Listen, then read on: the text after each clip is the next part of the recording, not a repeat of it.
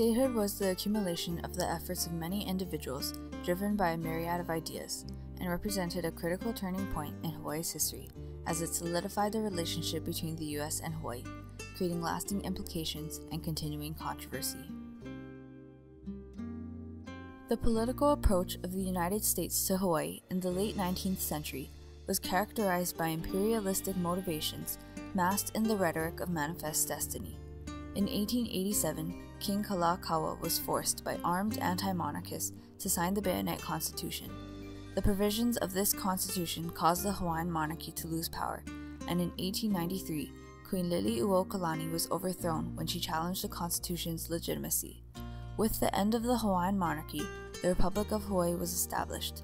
Hawaii was illegally annexed as a territory to the U.S., not by treaty, but by a joint resolution, on July 7, 1898. Soon after Hawaii became a territory, talk of statehood emerged, as annexationists sought to solidify ties with the U.S. However, the Republicans, the dominating political party, wanted to maintain territorial status as a means of retaining their power. Annexation had strengthened the largely unchallenged power of a Republican Party, who had formed a coalition with the Big Five. The Big Five were the leaders of a few corporations in Hawaii who controlled sugar plantations, land, and other resources in an oligopolistic fashion. But you had a number of people who were involved in the sugar oligarchy and whatever. They were opposed to statehood because they were in a position of governance. The Big Five used their economic dominance to ensure Republican rule in the territorial government, in exchange for policies that benefited their companies.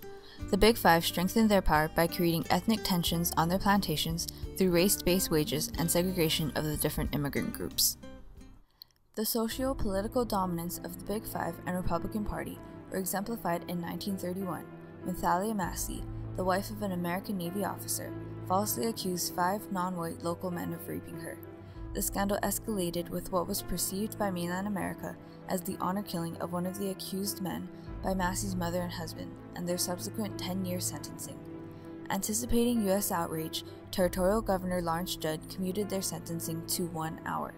The controversial Massey case brought light to white supremacy in the islands and facilitated a local identity among non-white minorities as they grew more angered by the injustices of the case. Because the Massey case revealed blatant racism and the willingness of political institutions to support it, it paradoxically delayed statehood and also made it more urgent. World War II changed the political landscape of Hawaii. The bombing of Pearl Harbor on December 7, 1941, initiated America's involvement in World War II. Hawaii was placed under strict martial law. Because Hawaii had been attacked by Japan, Japanese Americans faced explicit racism and were classified as being 4C, or having enemy alien status. The predominantly Asian racial makeup of the islands quelled talks of statehood, as questions of the loyalty of Japanese Americans surfaced. Enraged by the implications of their enmity status and driven by the need to prove their loyalty, Japanese Americans sought to participate in the war effort. When President Roosevelt called for volunteers to serve in an all-Japanese battalion in 1942, with a quota of 1,500 men from Hawaii, nearly 10,000 volunteered. These men formed the 442nd Regimental Combat Team. The 442nd proved their undeniable loyalty to the U.S. through their heroic actions in battle and became the most decorated infantry regiment in the history of the United States. After the war, the GI Bill provided the means of empowerment for returning veterans who wanted to effect meaningful social change back home, because of the discrimination they had faced. They coalesced with the rising labor movement and emerging Democratic Party in Hawaii. The mobilization of the Democratic Party culminated in the Hawaii Democratic Revolution of 1954, where the Democrats overturned the dominant and oppressive Republican Party through the electoral process for the first time in territorial history. One of the major platforms of the Democratic Party was the pursuit of statehood for Hawaii, a pivotal stance that helped them win in a landslide. This exemplified a changing environment in Hawaii, one that rejected the oligarchical rule of the Republicans and instead sought a more egalitarian Hawaii. However, this pursuit was not met without opposition. Obtaining statehood for Hawaii was an unprecedented, exhaustive process because of Hawaii's unique social context. Because Hawaii's economy was primarily agricultural, immigrants from all over the world were recruited to work on the sugar plantations. This influx of workers created a multi-ethnic identity, which made many white Americans on the mainland uncomfortable. Anti-Asian sentiment had been prevalent in the US since 1882 with the implementation of the Chinese Exclusion Act. This sentiment was exacerbated with the bombing of Pearl Harbor and subsequent mass Japanese internment. Racism was also most apparent in Southern Democrats battling civil rights movements as they initiated filibusters to impede the move for statehood. They refused to admit a state with a non-white majority and representatives that could challenge segregation and race relations. Furthermore, the strength of the labor movement was also a political problem as workers began to unionize.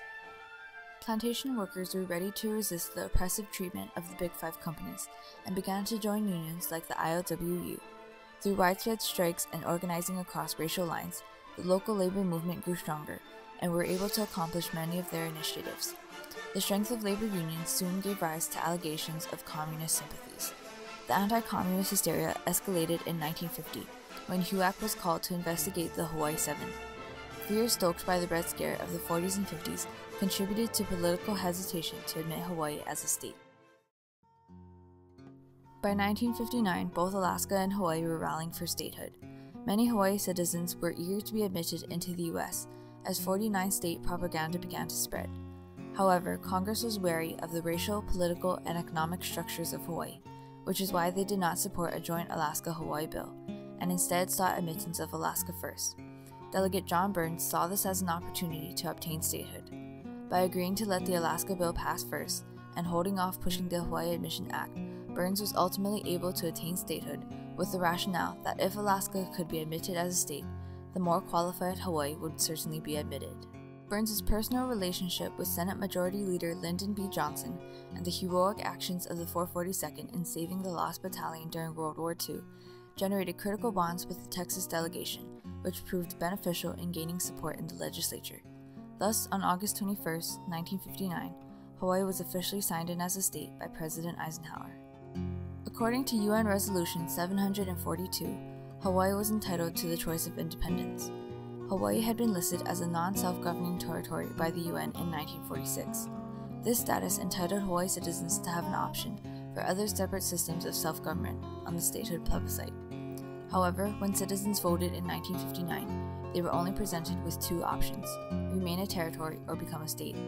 Citizens were denied that third option, which is one reason why many argue that Hawaii's admission as a state into the US is illegal and invalid.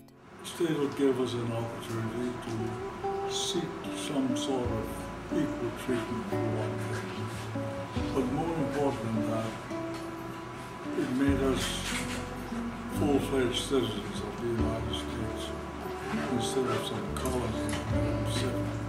Statehood marked a turning point in Hawaii's history by tying the islands to the United States inextricably.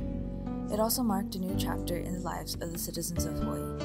Under statehood, citizens could now elect their own governor, allowing them to prevent the political corruption evident in the Massey case and the veto power of appointed territorial governors. Ironically, Hawaii was able to gain control of their islands only by becoming a part of the United States. Because of statehood, Hawaii was able to end taxation without representation in Congress and gain states' rights protected in the 10th Amendment. This was the reasoning for the 94% of citizens who supported the initiative for admission into the U.S. on the plebiscite, over the other option to remain a territory, as they viewed statehood as the lesser of two evils. However, admission marked a point of no return, and ultimately a great loss for Native Hawaiians. Statehood solidified the annexation of 1898 and stirred up wounds felt by the Kanaka Maoli. This consequently fueled a call to action amongst Hawaiians as sovereignty movements began to develop momentum, and Hawaiians tried to regain lands that were rightfully theirs. Statehood is a turning point in Hawaii's history, as it solidified the relationship between Hawaii and the US. More than that, it has different meanings for different people. It paradoxically marked both a realization of America's democratic ideology and a great usurpation of the rights of a native people. This is why statehood remains a controversial and sensitive issue today.